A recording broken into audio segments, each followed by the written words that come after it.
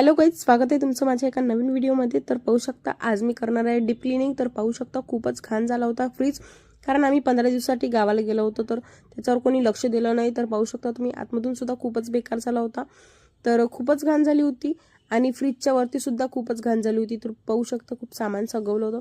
त्याच्यानंतर फ्रीजच्या आतमधलं सामान तर तुम्ही पाहू शकता किती घाण झालेलं आहे, पूर्ण सामान पूर्ण गंद झालेलं आहे आणि स्टाईल सुद्धा खूपच घाण झाली होती।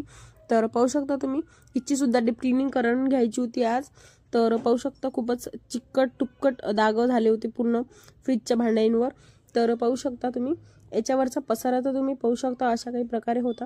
त्याच्यानंतर मग मी पुसून वगैरे घेतलं, तर आफ्टर रिझल्ट तुम्ही पाहू शकता अशा काही प्रकारे छान पुसून वगैरे घेतलं।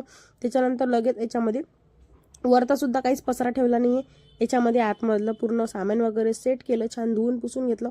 आणि मी कोणत्याच प्रकारचं पेड प्रमोशन किंवा कोलॅबरेशन करत नाहीये, तर ही माझ्या घरची डीप क्लिनिंग आहे। तर फायनल रिझल्ट तुम्ही आता पाहू शकता, दाखवणारच आहे। बाहेरचा असा काही रिझल्ट पाहू शकता तुम्ही।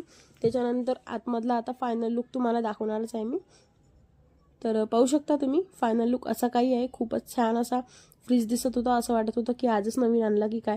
पूर्ण सामान असं सेट करून घेतलेलं आहे, पूर्ण व्यवस्थित लावून दिलेलं आहे आणि इथं पण छान लावून घेतलेलं आहे। तुम्ही म्हणसान 2 काच कुठे गेले, तर 2 काच आमच्यानं फुटलेले आहे, ते लगेच लवकरच घेऊन येणार आहे। तर तुम्हाला डीप क्लिनिंगचा व्हिडिओ कसा वाटला नक्की सांगा कमेंटमध्ये। आणि ते स्टाईल वगैरे ती उद्याला घासणार आहे, कारण ती आज खूप जास्त वेळ झाला होता कामाकामात, कारण नळ वगैरे आले होते। तर बिफोर आणि आफ्टर रिझल्ट तुम्ही पाहू शकता। कसा वाटला व्हिडिओ नक्की सांगा कमेंटमध्ये। भेटू आपण अशाच एका